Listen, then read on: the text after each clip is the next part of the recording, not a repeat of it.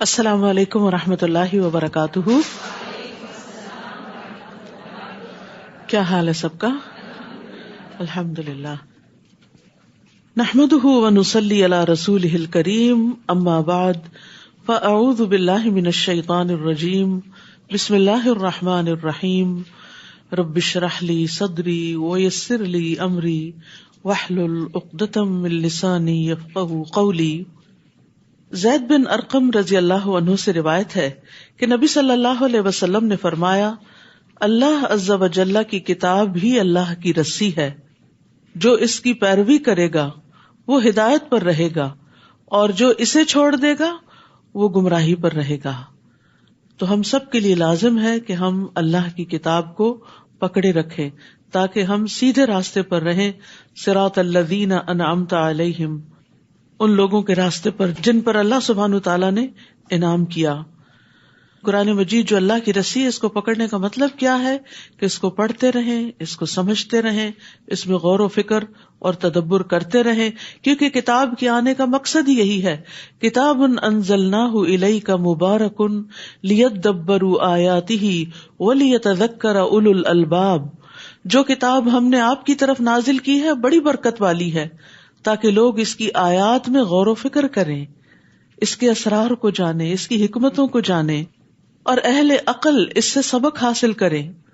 حسن بصری رحمہ اللہ کہتے ہیں، قرآن اس لیے نازل کیا گیا تاکہ اس پر غور و فکر کیا جائے، لیکن عموماً ہم صرف اس کی قرأت یا حفظ کو ہی نیکی کا کام سمجھتے ہیں، اس کو سمجھتے نہیں ہیں، غور و فکر نہیں کرتے.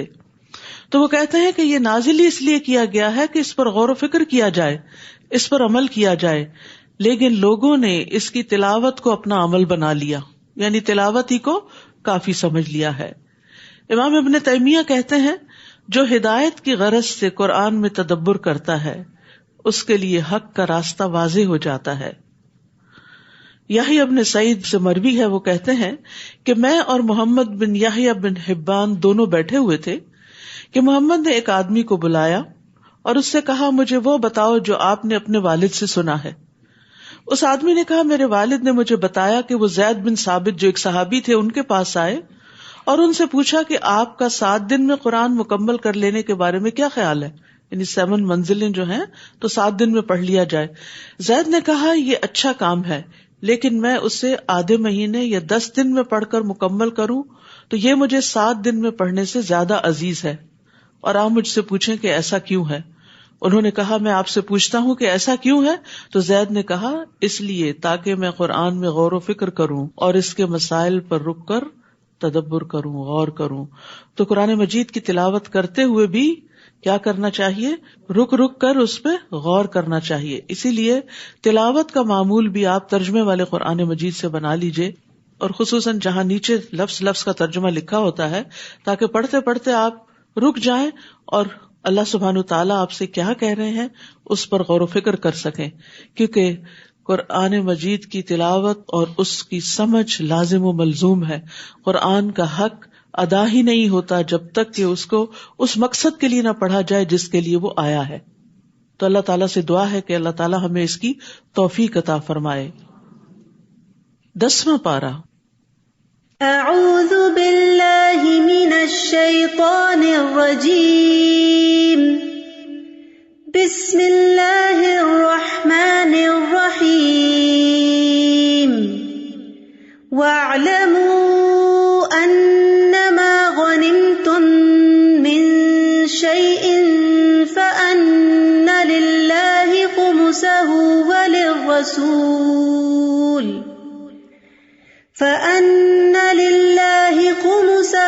وللرسول ولذي القربى واليتامى والمساكين وابن السبيل إن كنتم آمنتم بالله وما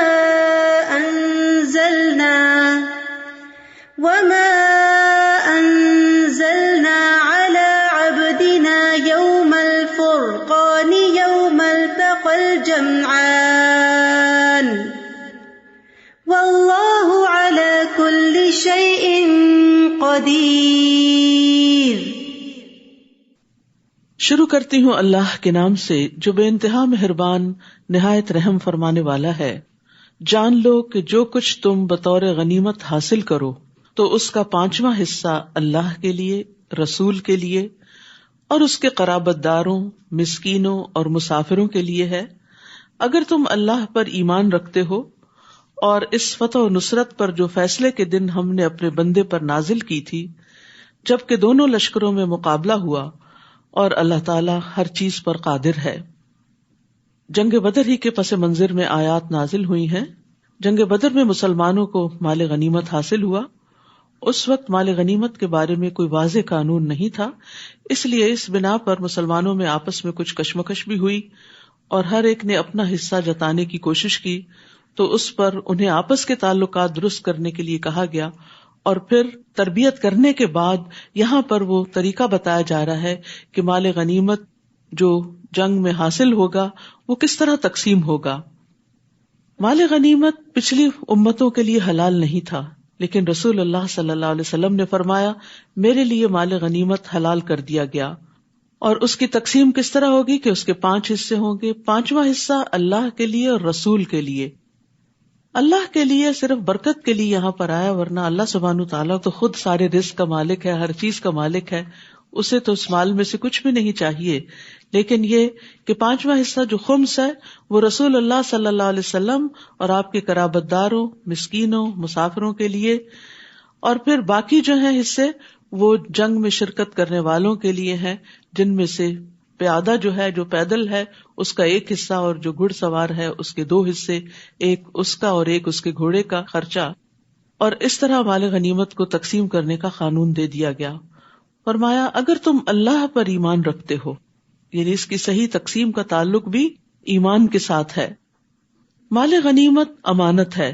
رسول اللہ صلی اللہ علیہ وسلم نے فرمایا مال غنیمت میں سے سوئی یا دھاگا یا اس سے بھی کم درجے کی چیز ہو تو وہ واپس کر دو، یعنی تقسیم سے پہلے کسی کو ایک سوئی بھی اس مال میں سے لینے کی اجازت نہیں۔ اور مال غنیمت میں خیانت سے بچو، کیونکہ وہ قیامت کے دن خائن کے لیے باعث عار اور ندامت ہوگی۔ اذ انتم بالعدوۃ الدنیا وہم بالعدوۃ القصویٰ، جب تم میدان جنگ کے اس کنارے پر تھے، یعنی مدینہ والی سائڈ پر، اور وہ دشمن پرلے کنارے پر تھے، یعنی جنگ بدر کی کچھ تصویر یہاں پیش کی جا رہی ہے۔ اور ابو سفیان کا قافلہ تم سے نیچے ساحل کی طرف اتر گیا تھا، اور اگر تم دونوں مسلمان اور کفار باہم جنگ کا عہد و پیمان کرتے، یعنی لڑنے کے لیے کوئی وقت مقرر کرتے، تو تم دونوں مقررہ وقت سے پہلو تہی کر جاتے، لیکن اللہ نے وہ کام پورا کرنا ہی تھا جو ہو کر رہنے والا تھا، یعنی 2 فریقوں کو جنگ بدر کے میدان میں لا کر ایک دوسرے سے بھڑا دیا، یہ اللہ کی تقدیر کا حصہ تھا، تاکہ جسے ہلاک ہونا ہے وہ دلیل کی بنا پر ہلاک ہو۔ یعنی اس میں بڑے بڑے سرداران قریش مارے گئے تھے، اور یہ ان کے لیے پیغمبر صلی اللہ علیہ وسلم کے ساتھ طرح طرح کی زیادتیاں کرنے کا ایک بدلہ تھا، یہ ایک عذاب تھا ان کے لیے۔ تو اللہ تعالیٰ کیا چاہتا تھا کہ ان کی قوت توڑ دے، اور جسے زندہ رہنا ہے یعنی اسلام کو، مسلمانوں کو، وہ بھی دلیل کی بنا پر زندہ رہے، اور اللہ تعالیٰ یقیناً سننے والا اور جاننے والا ہے۔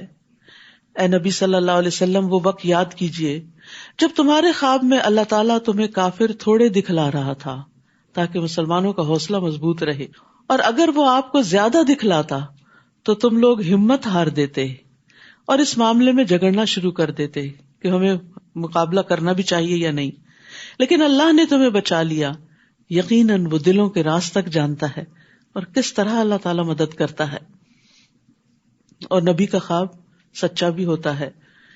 اور یاد کرو جب تم دشمن سے ملے، اللہ نے تمہاری نظروں میں دشمن کی تعداد تھوڑی دکھلائی اور دشمن کی نظروں میں تمہیں تھوڑا کر کے پیش کیا، تاکہ وہ سمجھے کہ تھوڑے سے لوگ ہیں، ان کے ساتھ تو بہت بڑے مقابلے کی ضرورت نہیں، تاکہ اللہ وہ کام پورا کر دے جس کا ہونا مقدر تھا، اور سب کاموں کا انجام تو اللہ ہی کے پاس ہے۔ ساری قدرت اور طاقت اور ہر چیز کو کرنا تو اسی کے ہاتھ میں ہے۔ اس لیے زندگی میں جب کوئی مشکل وقت آئے اس کو پکارے، اس کی مدد حاصل کرے، اس کی طرف راغب ہوں، کیونکہ کرنا اس نے ہے۔ یعنی بہت سی چیزیں ہم سمجھتے ہیں کہ میرے کرنے سے یا کسی انسان کے کرنے سے ہی مسئلہ حل ہوگا۔ کوششیں اپنی جگہ ہوں، مسلمان میدان جنگ میں تھے، کوشش میں تھے، انہوں نے اپنا سب کچھ حاضر کر دیا تھا اسلام کے لیے، لیکن بتانا یہاں یہ مقصود تھا کہ صرف تمہاری کوششوں سے تمہیں یہ کامیابی حاصل نہیں ہوئی، بلکہ یہ اللہ سبحانہ وتعالی کی طرف سے آئی ہے. وَمَن النَّصْرُ إِلَّا مِنْ عِنْدِ اللَّهِ يَا أَيُّهَا الَّذِينَ آمَنُوا، اے ایمان والو، جب کسی گروہ سے تمہارا مقابلہ ہو تو ثابت قدم رہو. ثابت قدمی بڑی ضروری ہے. زندگی میں کوئی بھی کام انسان جم کے کرتا ہے تو کامیابی حاصل ہوتی ہے، چاہے وہ کچھوے کی چال ہی کیوں نہ چل رہا ہو. بہت سے لوگ بڑی بڑی ذہانتوں کے مالک ہوتے ہیں، بہت سے وسائل ان کے پاس ہوتے ہیں، لیکن زندگی میں کامیاب نہیں ہوتے، کیونکہ وہ مستقل مزاجی کے ساتھ کام نہیں کرتے، کام میں ثابت قدمی نہیں دکھاتے. کبھی ایک چیز شروع کر لیتے ہیں، آدھی کی، کچھ کی، اور پھر اس کے بعد اس کو چھوڑ دیا، کچھ اور شروع کر دیا، پھر وہاں دل نہ لگا، کچھ اور شروع کر دیا. یونیورسٹی جاتے ہیں تو اپنی لائن چینج کرتے رہتے ہیں، کبھی ایک سبجیکٹ رکھ لیا، کبھی اس کو چینج کر کے کچھ اور رکھ لیا، اور کہیں کے بھی نہیں رہتے، اور اینڈ آف دا ڈے وہ کچھ کرنے کے قابل نہیں ہوتے. تو انسان دین کا معاملہ ہو یا دنیا کا معاملہ ہو، کسی چیز کو جب اختیار کرے تو شرح صدر کے ساتھ اللہ سے دعا کر کے، استخارہ کر کے، فَإِذَا عَزَمْتَ فَتَوَكَّلْ عَلَى اللَّهِ، جب عزم کر لو، پکا ارادہ کر لو کہ یہ کرنا ہے تو پھر کر کے چھوڑیں، مشکلات سے گھبرا کر اس کام کو چھوڑ نہ دیں. تو جب کسی گروہ سے تمہارا مقابلہ ہو تو ثابت قدم رہو. اور دوسرا کام، وَاذْكُرُوا اللَّهَ كَثِيرًا، اور اللہ کو بکثرت یاد کیا کرو، یعنی اپنی ہمت بھی لگاؤ اور اللہ کی یاد بھی زیادہ سے زیادہ ہو تاکہ تم کامیاب رہو. تو یہاں کامیابی کے 2 نکات بتا دیے گئے، ثابت قدمی اور اللہ کا ذکر، اور اللہ کے ذکر کی کثرت. صرف ذکر ہی نہیں، بہت زیادہ ذکر، بہت زیادہ دعائیں، التجائیں، فریادیں، جیسے پیچھے بھی آیا اذ تستغیثون ربکم، جب تم اپنے رب سے فریادیں کر رہے تھے. تو نبی صلی اللہ علیہ وسلم کون سی دعا کے ساتھ فریاد کر رہے تھے؟ یا حی یا قیوم برحمتک استغیث، تیری رحمت کی میں فریاد کرتا ہوں، تو اپنی رحمت برسا دے. تو یہ کلمہ جو ہے، اس سے جب دعا کی جاتی ہے تو قبولیت پاتی ہے. یہ فریادی کلمات ہیں. انسان اللہ سے فریادیں کرتا ہے تو جہاں کہیں کو مشکل پیش آئے، لوگوں کے پاس جانے اور بتانے کی ضرورت نہیں ہے، براہ راست اللہ سبحانہ تعالیٰ سے اپنا تعلق قائم کرے، کیونکہ ساری چیزوں کا مالک وہی ہے، کرنا اسی نے ہے. کوشش کے ساتھ خوب دعائیں. اور کیا ہے کامیابی کے لیے کرنے کے کام؟ وَأَطِيعُوا اللَّهَ وَرَسُولَهُ، اور اللہ اور اس کے رسول کی اطاعت کرو. اور کیا نہیں کرنا؟ وَلَا تَنَازَعُوا، اور آپس میں جھگڑا نہ کرو. فَتَفْشَلُوا، ورنہ بزدل ہو جاؤ گے. یعنی اس چیز سے سختی سے بچنے کی ضرورت ہے کہ جو ٹیم کوئی کام کرنے کے لیے نکلے ان کے دل آپس میں جڑے ہوئے ہوں، ایک دوسرے سے نفرت نہ ہو، ایک دوسرے کو کاٹنا نہ ہو. وَتَذْهَبَ رِيحُكُمْ، آپس کی لڑائیوں سے، خواہ وہ کسی گھر کے اندر ہو، کسی جماعت کے اندر ہو، اس سے کیا ہوتا ہے؟ تمہاری ہوا اکھڑ جائے گی، تمہارا روب جاتا رہے گا، تمہاری عزت برباد ہو جائے گی. اور کیا کرو؟ وَاصْبِرُوا إِنَّ اللَّهَ مَعَ الصَّابِرِينَ، صبر سے کام لو، یقیناً اللہ سبحانہ وتعالیٰ صبر کرنے والوں کے ساتھ ہے. یعنی جو جمے رہیں، جو گھبراہٹ اور بے چینی اور اضطراب سے پرہیز کریں. تو یاد رکھیے، جھگڑا ناکامی کی طرف لے جاتا ہے، کیونکہ جھگڑے سے باہم غضب بھڑکتا ہے، اور جب ایک دوسرے پر غصہ آتا ہے تو پھر ایک دوسرے سے تعاون ختم ہو جاتا ہے، اور جب تعاون ختم ہو جاتا ہے تو فوج ہو، جماعت ہو، کوئی گروہ ہو، ان کے بیچ میں رکھنے پڑ جاتے ہیں، اور پھر دل مقصد پر فوکس کرنے کی بجائے جھگڑے پر فوکس کرنا شروع کر دیتے ہیں، اور دشمن کے شر سے بچنے کی بجائے آپس میں ہی ایک دوسرے کے شر سے بچنے میں مصروف رہتے ہیں، اور اس طرح جھگڑے کی وجہ سے دشمن قابو پا جاتا ہے. تو اس لیے یہاں پر خاص طور پر جھگڑوں سے بچنے کے لیے کہا گیا. نبی صلی اللہ علیہ وسلم نے حضرت معاذ اور ابو موسیٰ الاشعری رضی اللہ عنہ کو یمن بھیجا.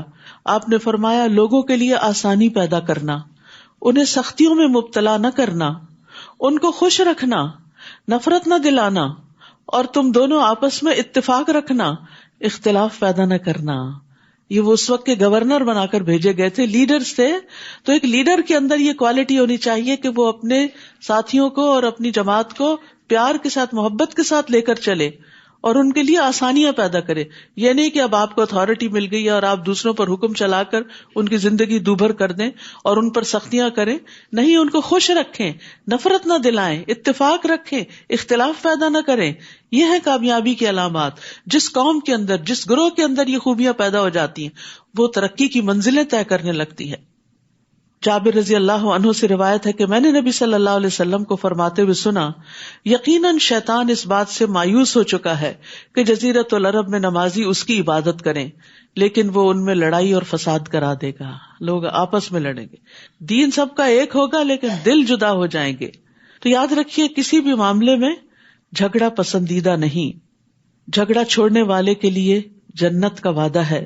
رسول اللہ صلی اللہ علیہ وسلم نے فرمایا، میں اس شخص کے لیے جنت کے اطراف میں ایک گھر کا ضامن ہوں جو حق پر ہونے کے باوجود جھگڑا چھوڑ دے.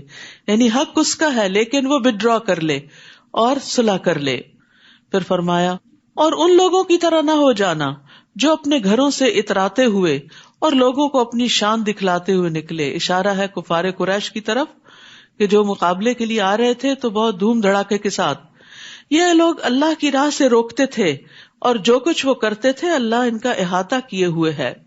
یعنی یہ لوگ نبی صلی اللہ علیہ وسلم کی لائی ہوئی دعوت کا انکار کرتے تھے اور لوگوں کو آپ کی طرف آنے نہیں دیتے تھے اور اپنے غلط کاموں پر بھی اترانے والے تھے.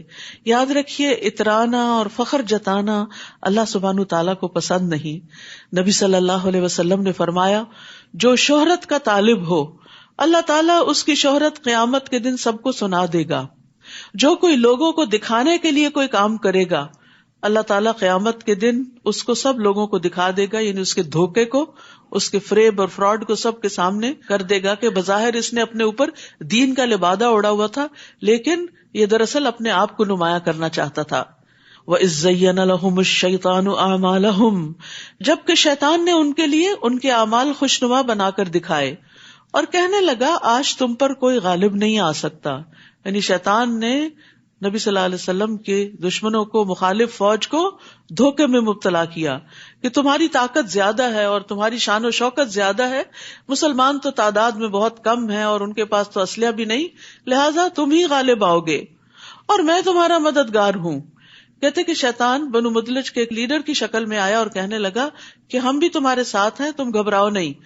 پھر جب دونوں لشکروں کا آمنا سامنا ہوا تو الٹے پاؤں پھر گیا، کہنے لگا میرا تم سے کوئی واسطہ نہیں، میں وہ کچھ دیکھ رہا ہوں یعنی فرشتے جو تم نہیں دیکھتے. مجھے اللہ سے ڈر لگتا ہے اور اللہ سخت سزا دینے والا ہے. یعنی عین مارکے میں دھوکہ دے گیا. اور یہی شیطان کا کام ہے، انسان کو غلط کام پہ اکساتا ہے اور جب انسان غلط راستے پہ چل پڑتا ہے تو ساتھ چھوڑ دیتا ہے اور جا کے اس کے مخالف کو اکسانے لگتا ہے. یعنی وہ وسوسے دوسرے فریق کے دل میں ڈالتا ہے کہ دیکھو فلاں تمہارے خلاف چڑھائی کر رہا ہے، حتیٰ کہ دنیا میں بھی انسان کو دھوکہ دیتا ہے اور مرواتا ہے. اور ایک اور بات جو اس نے کی، مجھے اللہ سے ڈر لگتا ہے. سبحان اللہ، یا تو سچا ہے یا جھوٹا. اگر سچا ہے تو ہمیں شرم کرنی چاہیے کہ شیطان کو اگر اللہ سے ڈر لگتا تو ہمیں گناہ کرتے ہوئے کیوں نہیں لگتا، اور اگر جھوٹا ہے تو پھر جھوٹے کی بات کا کیا اعتبار. اور اس نے بھی یہی کہا، اور اللہ سخت سزا دینے والا ہے. واللہ شدید العقاب. تو عقاب عقوبت سے ہے. عقوبت وہ سزا ہوتی ہے جو کسی فرض کو چھوڑنے اور حرام کام کے ارتکاب پر ہوتی ہے، یعنی کانسیکوینسز کے طور پر. عقب ایڑی کو کہتے ہیں نا، جو پیچھے ہوتی ہے. لیکن یاد رکھیے، اطاعت کے بغیر اللہ کا خوف کچھ فائدہ نہیں دیتا. اگر کوئی شخص اللہ کی بات نہیں مانتا، اطاعت نہیں کرتا اور کہتا میں اللہ سے ڈرتا ہوں، تو وہ اپنے کہنے میں جھوٹا ہے. سچا کون ہے؟ جو اللہ سے ڈر کر پھر اللہ کی رضا کے کام کرے. اذ یقول المنافقون والذین فی قلوبہم مرض، جب منافقین اور وہ لوگ جن کے دلوں میں بیماری ہے یہ کہہ رہے تھے کہ ان مسلمانوں کو ان کے دین نے دھوکے میں ڈال رکھا ہے. حالانکہ اگر کوئی شخص اللہ پر بھروسہ کر لے تو اللہ یقیناً سب پر غالب اور حکمت والا ہے. آج بھی مسلمانوں کو اس قسم کے طعنے دیے جاتے ہیں، لیکن ایسی باتوں کے جواب میں انسان کو اللہ کا حکم مانتے ہوئے اللہ پر ہی توکل کرنا چاہیے. کاش آپ اس حالت کو دیکھتے جب فرشتے ان مقتول کافروں کی روحیں قبض کر رہے تھے، یعنی بدر کے میدان میں. تو ان کے چہرے اور ان کی پیٹھوں پر ضربیں لگا رہے تھے، یعنی مار رہے تھے ان کو، اور کہتے تھے اب جلانے والے عذاب کا مزہ چکھو۔ اس سے یہ پتہ چلتا ہے کہ موت کے وقت فرشتے آتے ہیں اور مجرموں کو اس وقت بھی مارتے ہیں۔ یہ تمہارے ان اعمال کا بدلہ ہے جو تم نے اپنے آگے بھیجے ہیں، یعنی ایسے ہی نہیں تمہیں یہ مار پڑ رہی، یہ تمہارے اپنے کرتوتوں کا نتیجہ ہے، ورنہ اللہ تو اپنے بندوں پر ظلم کرنے والا نہیں ہے۔ ان کافروں کا معاملہ بھی فرعونیوں جیسا ہے، جیسے فرعون نے موسیٰ علیہ السلام اور ان کے ساتھیوں کے بارے میں طرز عمل اختیار کیا تھا، آج قریش کے سردار جو ہے وہ محمد صلی اللہ علیہ وسلم کے سامنے فرعون بنے ہوئے ہیں۔ اور ان لوگوں جیسا جو ان سے پہلے تھے، یعنی پہلے بھی پیغمبروں کا مقابلہ ان کے ملا یا ایلیٹ کلاس نے کیا، سرکش لوگوں نے کیا، اور باقی عوام تو پھر بڑوں کے پیچھے چلتی ہے۔ ان لوگوں نے اللہ تعالیٰ کی آیات کا انکار کیا تو اللہ نے ان کے گناہوں کے بدلے انہیں پکڑ لیا۔ اللہ تعالیٰ یقیناً بڑا طاقتور اور سخت سزا دینے والا ہے۔ ایسا اس لیے ہوتا ہے کہ اللہ کا طریقہ یہ ہے کہ اگر اللہ کسی قوم کو نعمت سے نوازے تو وہ اس نعمت کو اس وقت تک ان سے نہیں بدلتا جب تک کہ وہ قوم خود اپنے طرز عمل کو بدل نہیں دیتی۔ اللہ سب کچھ سننے اور جاننے والا ہے۔ تو یاد رکھیے نعمتیں برقرار رہتی ہیں اگر انسان اطاعت گزار اور شکر گزار رہتا ہے۔ اسی طرح برا حال بھی نہیں بدلتا انسان کا اچھے حال میں جب تک انسان اللہ کی اطاعت کی طرف نہیں آتا۔ اللہ سبحانہ تعالیٰ کا فرمان کیا ہے کہ جس قوم پر اللہ کوئی انعام کرتا ہے اللہ اس انعام کو اس وقت تک نہیں بدلتا جب تک وہ ناشکری نہ کریں اور شکر گزاری کو چھوڑ نہ دیں۔ جب وہ ناشکری کرنے لگتے ہیں تو اللہ تعالیٰ اپنے دیے گئے انعام کو ان سے بدل دیتا ہے، نعمتیں چھن جاتی ہیں یا فوراً یا ایک وقت کے بعد۔ آج آپ دیکھیے کہ جس طرح ہم اس وقت ریسورسز کو غلط طریقے سے استعمال کر رہے ہیں، جیسے کچھ ممالک میں پانی کی کمی ہوتی چلی جا رہی، اس کے باوجود پانی کا جو ضیاع ہے اس سے لوگ پرہیز نہیں کرتے، تو یہ سب نعمتیں ہیں اللہ کی، اللہ تعالیٰ دیتا ہے، لیکن جب لوگ نعمتوں کو ابیوز کرتے ہیں تو پھر اللہ سبحانہ تعالیٰ ان کو مشقتوں میں ڈال دیتا ہے۔ تو انسان کو چاہیے کہ نعمتوں کا صحیح استعمال کرے، نعمت استعمال کر کے شکر گزار ہو اور اللہ تعالیٰ سے مزید نعمتیں طلب کرتا رہے، تو دنیا اور آخرت میں خیر کا باعث بننے والی نعمتوں کا سوال کرنا چاہیے۔ انس رضی اللہ عنہ کہتے ہیں کہ ایک مرتبہ رسول اللہ صلی اللہ علیہ وسلم اپنے کسی صحابی کی عیادت کے لیے تشریف لے گئے۔ وہ چوزے کی طرح ہو چکے تھے، تو آپ نے ان سے پوچھا کیا تم اللہ تعالیٰ سے کوئی دعا مانگتے تھے؟ اس نے کہا جی ہاں، میں یہ دعا مانگتا تھا کہ اے اللہ تو نے مجھے آخرت میں جو سزا دینی ہے وہ دنیا میں ہی دے دے۔ تو رسول اللہ صلی اللہ علیہ وسلم نے اس سے فرمایا تم اللہ کے عذاب کی طاقت نہیں رکھتے؟ تم نے یہ دعا کیوں نہ کی اللہم ربنا آتنا فی الدنیا حسنہ وفی الآخرۃ حسنہ وقنا عذاب النار، یعنی سزا نہیں کبھی مانگنی چاہیے بلکہ بھلائیاں مانگنی چاہیے۔ مصیبت اور پریشانی میں بھی اللہ تعالیٰ سے عافیت مانگنی چاہیے، بیماری ہو تو شفا مانگنی چاہیے۔ کدأب آل فرعون والذین من قبلہم کذبوا بآیات ربہم فأہلکناہم بذنوبہم واغرقنا آل فرعون وکل کانوا ظالمین۔ ان لوگوں کا معاملہ یعنی نبی صلی اللہ علیہ وسلم کے ان دشمنوں کا معاملہ بھی آل فرعون جیسا ہے اور ان لوگوں جیسا جو ان سے پہلے تھے، یعنی پچھلے انبیاء کے جو دشمن تھے، انہوں نے اپنے رب کی آیات کو جھٹلایا تو ہم نے انہیں ان کے گناہوں کی پاداش میں ہلاک کر دیا اور فرعون کی قوم کو غرق کر دیا، کیونکہ فرعون ان سب کے مقابلے میں زیادہ سخت دشمن تھا اور یہ سبھی لوگ ظالم تھے۔ تو کفار قریش کو بتایا یہ جا رہا ہے کہ آج تمہارے سامنے بھی وہی انجام آ رہا ہے جو پچھلے انبیاء کے مخالفین کا انجام ہوا تھا کہ ان کی قوموں کو تباہ کر دیا گیا تھا، لیکن محمد صلی اللہ علیہ وسلم کی قوم میں سے جو ایمان لائے ان کو بچا لیا گیا اور جنہوں نے نہیں مانا ان میں سے کچھ جنگ بدر میں مارے گئے اور کچھ آگے سورۃ توبہ میں آپ کو پتہ چلے گا کہ ان کے ساتھ کیا انجام ہوا۔ ان کو مہلت دینے کے بعد ان کو دھمکی دی کہ اگر تم نہیں مانتے تو یا نکل جاؤ یا تمہیں ختم کر دیا جائے گا۔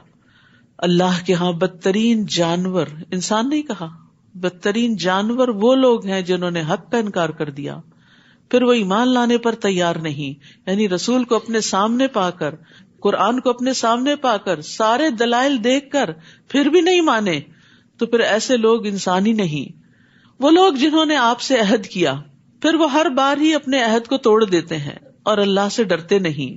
جیسے فرعونیوں نے موسیٰ علیہ السلام سے عہد کیے کہ اگر ہماری مشکل ٹل جائے تو ہم مان جائیں گے، لیکن پھر عہد توڑ دیتے، پھر مشکل آتی، پھر وہی سلسلہ چل پڑتا.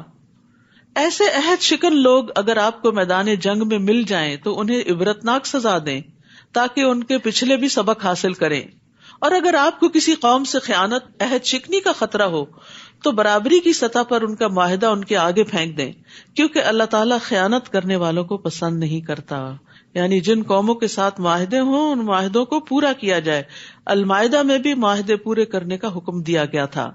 تو معاہدہ چاہے کسی مسلمان سے ہو یا نان مسلم سے ہو، اسے پورا کرنا چاہیے. اور کافر لوگ ہرگز یہ خیال نہ کریں کہ وہ بازی لے جائیں گے، یعنی محمد صلی اللہ علیہ وسلم کے مقابلے میں کامیاب ہو جائیں گے، کیونکہ وہ ہمیں عاجز نہیں کر سکتے. اللہ سبحانہ تعالیٰ نے آخر کار ہر پیغمبر کو فتح بخشی. اور جہاں تک ممکن ہو کافروں کے مقابلے میں قوت اور جنگی گھوڑے تیار رکھو. یعنی نبی صلی اللہ علیہ وسلم کو حکم دیا جا رہا ہے کہ اللہ کی مدد اور اللہ کا ذکر اور اللہ سے دعا کرنے کے ساتھ ساتھ اپنی تیاریاں بھی جاری رکھو، جن سے تم اللہ کے اور اپنے دشمنوں کو اور ان دوسرے دشمنوں کو خوف زدہ کر سکو جنہیں تم نہیں جانتے مگر اللہ انہیں جانتا ہے. اور جو کچھ بھی تم اللہ کی راہ میں خرچ کرو گے تمہیں اس کا پورا پورا بدلہ مل جائے گا اور تمہارے ساتھ کچھ بے انصافی نہ ہوگی. یعنی اس تیاری کے لیے لازماً مال درکار ہے، تو جو اپنے مال میں سے کچھ بھی خرچ کرے گا وہ اللہ کے ہاں اس کا بدلہ پائے گا. اور اگر وہ صلح کی طرف مائل ہو، یعنی تمہارے دشمن صلح کرنا چاہتے ہو اور آپ کو یہ اندیشہ ہو کہ شاید وہ دھوکہ دے جائیں، تو آپ بھی اللہ پہ بھروسہ کرتے ہوئے صلح پر آمادہ ہو جائیے، کیونکہ ہمارا دین صلح پسند ہے. جنگ صرف بوقت ضرورت ہے. یقیناً وہ سب کچھ سننے والا اور جاننے والا ہے. اور اگر وہ آپ کو دھوکہ دینے کا ارادہ رکھتے ہوں تو آپ کے لیے اللہ کافی ہے. وہی تو ہے جس نے اپنی مدد سے اور مسلمانوں کے ذریعے آپ کی تائید کی اور ان صحابہ کرام کے دلوں میں الفت ڈال دی، باہم محبت ڈال دی. اگر وہ سب کچھ خرچ کر ڈالتے جو اس زمین میں موجود ہے تو بھی آپ ان کے دلوں میں الفت پیدا نہیں کر سکتے تھے. محبتیں مال سے پیدا نہیں کی جا سکتی. بعض گھرانوں میں آپ دیکھیں کہ شوہر بڑے بڑے قیمتی تحفے بیویوں کو لا کر دیتے ہیں لیکن وقت نہیں دیتے، پاس نہیں بیٹھتے، جذبات کا خیال نہیں رکھتے. وہ سمجھتے ہیں کہ صرف مال دے کے خوش کیا جا سکتا ہے، تو وہ کبھی بھی اپنی بیوی کی محبت حاصل نہیں کر سکتے. اس کے برعکس ایک غریب شوہر جو بیوی کے جذبات کا خیال رکھتا ہے، اپنی حیثیت کے مطابق اس کی ضروریات کا خیال رکھتا ہے، کیئرنگ ہے، وہ کہیں زیادہ جواب میں محبت اور عزت پاتا ہے. اور یہ کسی بھی رشتے اور کسی بھی ریلیشن کے معاملے میں ہے کہ آپ لوگوں کو مال سے نہیں خرید سکتے. مال سے خریدے ہوئے لوگ وقتی فائدہ دے سکتے ہیں آپ کو، ان کے دلوں میں آپ کی مستقل محبت نہیں ہو سکتی. تو یہاں بھی اللہ سبحانہ وتعالیٰ فرما رہے ہیں کہ یہ محبت اللہ نے دلوں میں ڈالی ہے. اگر آپ وہ سب کچھ خرچ کر ڈالتے جو زمین میں، پورے کی پوری دولت، پوری زمین کا سامان، تو بھی آپ ان کے دلوں میں الفت نہیں پیدا کر سکتے تھے. یہ دل جو ہے نا، یہ اللہ کے ہاتھ میں ہوتے ہیں. اللہ جس کے دل میں جس کی محبت ڈال دے، یہ اسی کا کام ہے. اس لیے اگر لوگوں کے دلوں میں آپ سمجھیں کہ بچے آپ سے محبت نہیں کرتے، یا بہن بھائیوں کے دلوں میں محبت نہیں آپ کے لیے، یا شوہر کے دل میں نہیں، تو یہ بھی اللہ سے مانگیے کہ اللہ ان کے دلوں کو ہمارے لیے مسخر کر دے اور ہماری طرف راغب کر دے، تاکہ ہم اس دنیا میں بھی ایک اچھے خوشگوار ریلیشن شپ میں ہوں. کیونکہ جب آپ کسی سے محبت کرتے ہو، جواب میں آپ کو محبت نہ ملے تو یہ بڑی تکلیف دہ بات ہوتی ہے. فرمایا یہ اللہ ہی ہے جس نے ان میں الفت ڈال دی، کیونکہ وہ سب پر غالب اور حکمت والا ہے. ابن عباس کہتے ہیں بے شک جب اللہ کچھ دلوں کو ایک دوسرے کے قریب کر دیتا ہے تو کوئی چیز انہیں دور نہیں کر سکتی. یعنی آپ ایک دوسرے کے خلاف بھی ان کو بھڑکائیں تو آپ انہیں توڑ نہیں سکتے. بازو کو دشمن کی یہ چال ہوتی ہے پھوٹ ڈالنے کے لیے ایک دوسرے کے درمیان غلط فہمیاں ڈالنا. پھر انہوں نے اسی آیت کی تلاوت کی کہ لوگوں کی ڈالی ہوئی غلط فہمیاں کوئی نقصان نہیں دیتی اگر اللہ محبت ڈالے رکھے. تو نکتہ کیا ہے، راز کیا ہے کہ کسی بھی مسئلے میں اپنا معاملہ اللہ سے درست کر لیں، وہ آپ کے سارے معاملات کا ذمہ لے لے گا، وہ آپ کے معاملات درست کر دے گا. ہم بعض اوقات دوسروں کو بلیم کرنا شروع کر دیتے ہیں یا صرف رونے دھونے سے کام لیتے ہیں، اللہ سبحانہ وتعالیٰ کی طرف رجوع نہیں کرتے اور مسائل حل نہیں ہوتے. تو سب سے آسان طریقہ کیا ہے؟ ایاک نعبد و ایاک نستعین.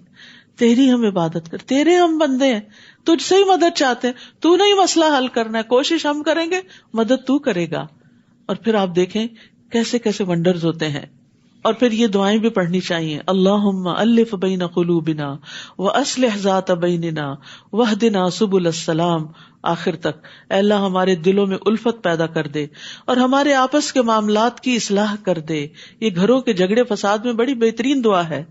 اور ہمیں سلامتی کے راستوں کی طرف رہنمائی فرما اور ہمیں اندھیروں سے نجات دے کر نور کی طرف لے آ اور ہمیں تمام ظاہری اور چھپی بدکاریوں سے محفوظ رکھ. اور ہمارے کانوں اور ہماری آنکھوں اور ہمارے دلوں اور ہمارے گھر والوں اور ہمارے بچوں میں برکتیں عطا فرما اور ہماری توبہ قبول فرما.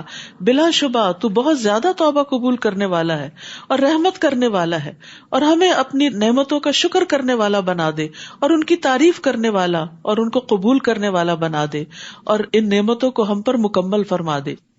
یہ دعائیں اور اسی طرح کی اور دعائیں جو ہیں، یہ چھوٹی سی کتاب ہے قرآنی اور مسنون دعائیں، ان میں موجود ہیں.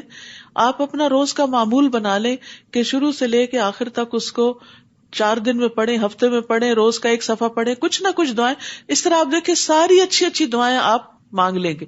ورنہ اگر اپنے حافظے اور اپنی سوچ اور اپنے دل سے یہ مانگنا پڑے تو ہم یہ سارا کچھ مانگ ہی نہیں سکتے. نبی صلی اللہ علیہ وسلم کی دعائیں بہت جامع دعائیں ہیں. جو کچھ آپ نے مانگا، جس طریقے سے مانگا، ہم تو اس خاک کے برابر بھی نہیں. ہمیں تو مانگنا بھی نہیں آتا، ہمیں صرف پریشان ہونا آتا ہے، اس کا حل نہیں آتا. تو اس لیے بہت ضروری ہے کہ ہم اچھی دعائیں مانگنے والے بنیں. تو یہ دعائیں خود اپنے لیے بھی پڑھا کریں اور سب کی طرف سے بھی پڑھا کریں. اور پھر خاص طور پہ آپ دیکھیے رمضان آ رہا ہے، سحری کے وقت، افطاری کے وقت روزے دار کی دعا قبول ہوتی ہے، دن کے وقت، نمازوں کے بعد، طاق راتوں میں، لیلۃ القدر میں. معلوم نہیں کون کون سی دعائیں قبول ہو جائیں اور زندگی کا نقشہ ہی بدل جائے.